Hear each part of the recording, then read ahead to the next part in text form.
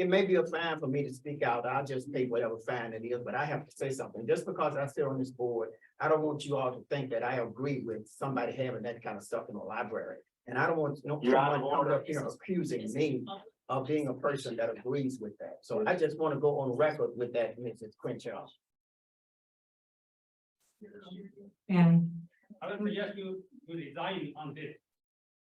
If you are sincere. Say what? No, We're not. Reverend Chan. It's Thank not- you. Not agenda. Thank you. Till later. Okay, well, I don't like to be accused of things that I'm not a part of. I don't condone.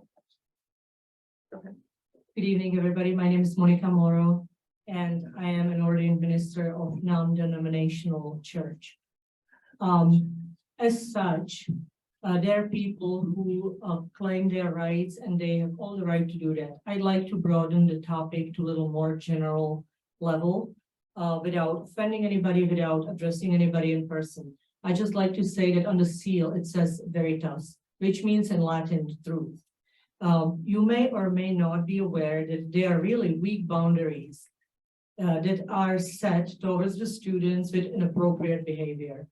I just learned that there is a girl from the Muslim community who's being attacked and mocked and bullied at Glenbard East, and the school did not set any boundary. They know who is the offender, and they did not do anything, literally anything, to stop it. There were attempts, but there were no specific boundaries with no specific consequences. That's wrong. Another thing is that you may or may not be aware that there was a senior student at Glenbard East who died tragically the homecoming weekend, and it was related to drug or alcohol abuse. I was here towards the end of the previous school year asking that the school signs on each door, on each entry door, claiming their statement that there's prohibition of bullying, that there's prohibition of alcohol, drugs, tobacco products, and so on. It has not been done. And am I saying that it could stop the student from dying? Absolutely not.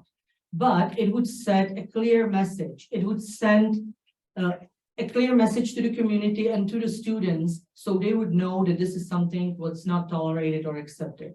Another thing is, when we are speaking the truth here, that at the beginning of the year 2022, approximately in February, there was a lawsuit against Dr. Larson in his official capacity that the board may or may not be aware of. I don't know if you are, but it was against segregation and discrimination that happened at the same school, Glenbard East High School, against few students who had courage to stand up and claim their right to make a choice in wearing the mask. They were segregated, they were discriminated, they were deprived access to full scope education. That's wrong.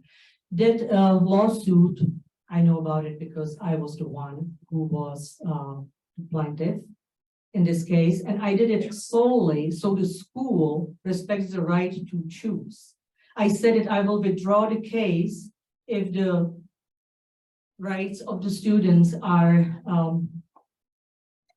respected, and I did. Dr. Larson chose to involve. Let me finish, please. I'd like to use my First Amendment right. I know that I'm limited to 3 minutes, but I would like to finish this topic. Dr. Larson chose to get represented, and the attorney that is representing the district, Mr. Faulkner, promised that he will not charge for his representation, because I told him from the beginning that the only purpose for this lawsuit is that Dr. Larson has grounds to drop the mask mandate and make it optional. I said that if they will stop discrimination and they will accept this, that I will withdraw the lawsuit. He knew it since the beginning. I have emails about it. Dr. Faulkner, the lawyer, charged the school district money for that, and it was paid. I can provide all the documentation. Thank you. Thank you.